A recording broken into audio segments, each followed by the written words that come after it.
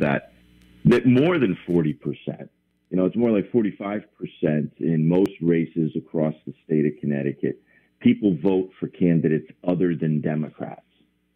And when they look at me only as a Republican, the Democrats diminish who I represent, because I'm an elected state senator. And as a state senator, I represent over 100,000 individuals who are not all Republicans.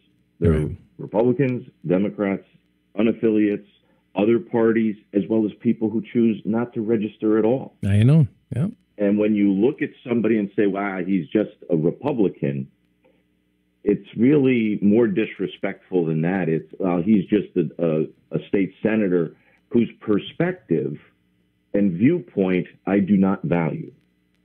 And people send us to Hartford to have a conversation. And everyone, every legislator, I believe, has the right as an elected official to represent their district. And that is what is lacking with the current majority. It's as if, and you see it in public hearings, once they've heard what they want to hear, that's it. Close it down. Send away as many as 80% of the people who have signed up to participate in their government. Yeah. And that is just not the way our Constitution. And of course, let's keep this in the back of our mind, is that Connecticut is the birthplace of the Constitution. This is where this whole notion of people governing themselves started. And the Connecticut Democrats are turning their back on that long, storied, and not only successful, but exceptional tradition. Mm-hmm. Yeah, it's very upsetting to me as well.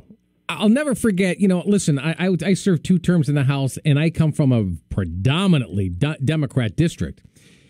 And what I would tell people is I may be the Republican, but my constituents are not all Republicans. I have to represent Democrats, unaffiliated independents, just as equal as I would represent a Republican, which is part of my same party. I have to represent all of my constituents, not just a portion of them. So I think that statement by Senator Martin Looney is way off base and very, very concerning, in my opinion, to hear.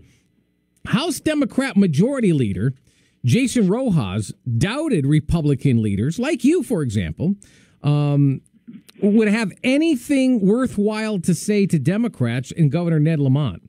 I'm going to quote Majority Leader Rojas by saying, quote, "Are we to expect a different answer from them if we consult them? I don't know what has changed now that we would need to consult them, or what productive outcome might come from that," end quote. Just wanted to get your reaction on that one as well. Well, once again, it diminishes, elected officials who go to Hartford, and they have the Connecticut Democrats have their own view on everything. And they believe that they have a monopoly on good ideas and solutions for the middle class. I will remind the folks that are listening, their solution is always putting the hand of government in your wallet. They've got a bullseye on the middle class wallet, and they want more money out of it.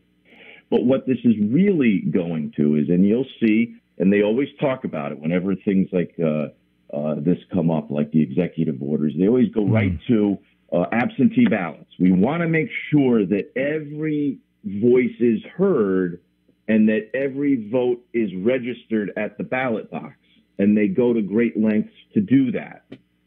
But once they have the government power, the voice behind that vote is not so important. They don't care. The only voices they care about is their own and their agenda. And you'll see it with the TCI, a 17-cent gas tax. You'll see it with the mileage tax, which is going to put an extra cost on our groceries and food. Things that we need to get to work and feed our families are what the Democrats are going after. And when people like me stand up and say, wait a minute, there's a better way to do these things.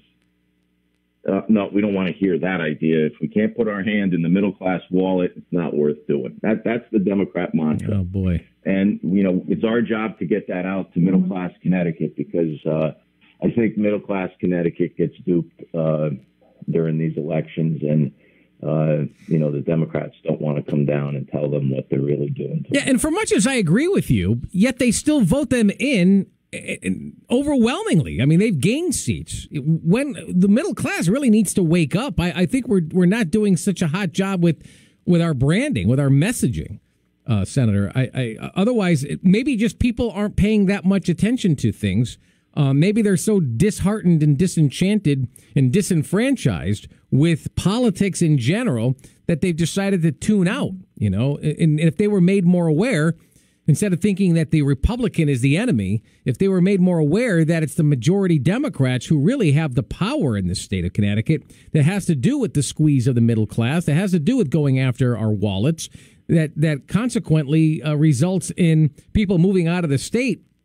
I think they would start switching their vote. Senate Democrat Majority Leader Bob Duff is praising the transparency and accessibility of the virtual Zoom session. In fact, Duff said, quote, "Frankly, we've had more 24-hour public hearings than we've ever had before," end quote. He failed to mention, however, Senator, that those hearings got cut off. The legislature's Democrats, they seem to love having what I call on a daily basis, I call a monarchy, with a king. That's what it appears to be. Well, what he fails to say, Gary, is that he doesn't tell people that the reason for this is because what they're doing is a progressive left agenda. It's much more controversial bills that are bringing out these people because they're controversial. And because they're controversial, people are lining up to speak. And after they've heard enough, they shut it down. Yeah, but that's not how I remember things going. I always thought that everybody should have the same equal opportunity to speak, for or against something. They have their 3 minutes granted, unless they're asked questions by the committee members. But no one. It's the people's house. It's the people. It's the people's building. It's granted, even though it's not physically open right now, which that's a whole other topic that I think it should be open at this point. If we're doing the people's business, shouldn't the people be allowed to speak? Yeah, these are the new Democrats, Gary. Not yes. only these things didn't happen when you were there, and they didn't have such controversial bills coming before the legislature as they do now. The other thing that's unique this year, too, is that they've now started to limit legislators, particularly Republicans, in what questions they can ask. So in some cases, the representatives would just get shut down. The chairman would decide unilaterally that's enough. Or in others, they'll just say you have up to 5 minutes from when you ask your first question, at which time we'll just turn you off. And the problem with that is that many times, if I don't, maybe it's not a bill that I'm in favor of, and I'm in the minority party, I don't get to set the agenda. That's the majority's privilege. And they get to line up all the information and testimony for the public hearing. As a minority party, you just get notice when the public hearing is and when the bills are put on. And the only way to get truthful information is through questioning the people that come before you and tell you that this is great or here's the evidence I'm going to put in. And you need to ask the questions. Well, the Democrats don't even want you to ask questions about what they're doing. What are they so afraid of? This is very disappointing. Oh, disappointing. This is not the way our government's wired. This doesn't sound like a democracy. We're speaking with Senate Republican leader Kevin Kelly. I mean, what are they afraid of? I don't think they want Connecticut families to know what they're doing, quite frankly. And this is where I think different from other elections, particularly the past couple cycles, 2022 is going to be about Connecticut. We're not going to have national issues overriding a presidential election or something like that. This is going to be a gubernatorial year. There are going to be state house and state senate races, and we're going to be able to talk about whether or not what's happening in Connecticut has been good for its citizens. Yeah. Our governor, Ned Lamont, says the Connecticut economy is poised like a spring. What is he talking about? I'm not sure if I understand that one. Well, I'm not an economist, and when I do read economists like Fred Carstensen or Klepper Smith, who are well known and respected throughout Connecticut, they even agree that you can't talk about the Connecticut economy like that. It is one of the worst, if not the worst, in the country. It is sluggish because of the Democrats' policy choices that they've made. And we're dead last in job growth, dead last in personal income growth. That's why the middle class needs to be protected. The middle class needs its voice back. And the majority needs to hear that middle class because it's struggling. They're having tough times, making their ends meet, both coming out of the Great Recession as well as this COVID economy. And the problem is the Democrats keep going to very, very regressive taxes like the TCI and the truck mileage tax. Both of those are going to put tax on your gas to get back and forth to work and your groceries and food to feed your family. Talk about regression. Talk about bad taxes. That's what it is. But to the Democrats, they say these are just small taxes and the people can take it. Yeah. And it's just, they want to push the middle class, out of their gas-powered cars and into Teslas. And not every middle-class budget is privileged enough to own a Tesla. But this is what the current Democrats at the Capitol are doing. And, like I say, when this story gets out for the 2022 elections, I think the middle-class families will have a different perspective on whether or not the current majority is addressing their needs in a successful manner. I'm listening to you, and you mentioned the TCI proposal, which could raise gas per gallon by 17 cents, and that's just one of the taxes. that's not in lieu of the present taxes. That's not a consolidation of taxes. That's in addition to the taxes that we all have. And I keep hearing, it's just a small fee on carbon, and I'm like, just a small fee? I mean, it's all we're paying. In and of themselves, if a tax here, a tax there, I might be able to understand, but cumulatively, these add up, Senator. And when I'm hearing that now legislators themselves, just because there's an R in front of their name, that they're being stifled, this is treading on very dangerous water. I mean, is this part of the agreement that was negotiated on, that was agreed upon? And how does that make you feel that this isn't a democracy at all? And our country is a republic, I know that, but we have a democracy here in the United States, and that's being squashed.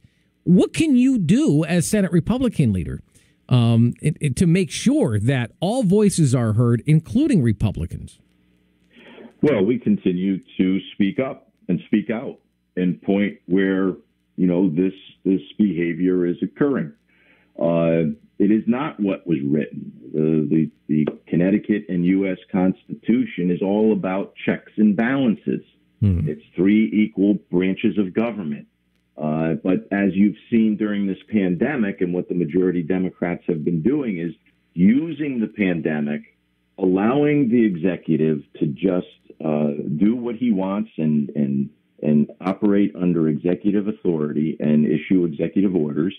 And what we want is to bring the middle class and the people's voice back to the Capitol. The people have a right to review everything that the executive's doing. We're not saying that the executive doesn't have the right to declare a public emergency. They always do. El Grasso did in 78. There's hurricanes and storms like that. So we're not saying you can't do that. But when the governor acts and does something, it needs to come back to the legislature for review. Now, that's a viewpoint that the Republicans have because it's in our Constitution. It's what's written. It's what's expected. The majority Democrats, on the other hand, are very happy giving all that authority to the governor, and actually this week extended the governor's orders only a month. Yeah. And when you're dealing with something like the vaccine rollout, you need more than just a patchwork month-to-month strategy on this. You need people to give the marketplace the security and reliability that it's going to be here. So we should just codify that. It's doing well for the people of Connecticut. Let's make sure it continues to do that and put it in law. Yeah. What's wrong with that? Yeah, no, you're absolutely right. We're only down to our final 2 minutes here, and there's one really key question I wanted to ask you, and that is, when you hear about these no bid contracts and people profiting from them, and it's not going out to an open bid, and really the lack of transparency, a lot of these things are happening in closed door rooms and in the dark, so to speak. How do you fight that when how does that make you feel? Let me put it that way. Well, it's what they're able to do that because of the executive orders. Okay, and this is where we need to have legislative oversight. And the Democrats, as you said before, are talking about all the transparency they're bringing to the legislative process. Well, a $24 million communication no bid contract to a political insider is not really what I call transparent. That is what is wrong, is that why can't we put that out for open bid to make sure that we get the lowest and best for the people of Connecticut, the taxpayers? It's not like we didn't know there was going to be a rollout for vaccines last March. We knew these days were coming. They're just not putting the proper, procedures in place to protect the sacrifice that middle-class families make to our government. They don't respect that sacrifice, and that's why you see things like this going. And we're going to keep trying to highlight as these come up. We're going to keep putting out to the people of Connecticut here once again is what happens when we have a government that a majority is very happy with executive authority controlling the agenda. State Senate Republican leader Kevin Kelly, you are always a breath of fresh air. We appreciate the insight and the transparency on your behalf and on behalf of the Republican caucus. Thanks for being with us. I look forward to 2 weeks from now. Keep up the fight and keep up the great work. You too, Gary. Thank you so much. Talking with you. It's always a pleasure. Coming right back to your phone.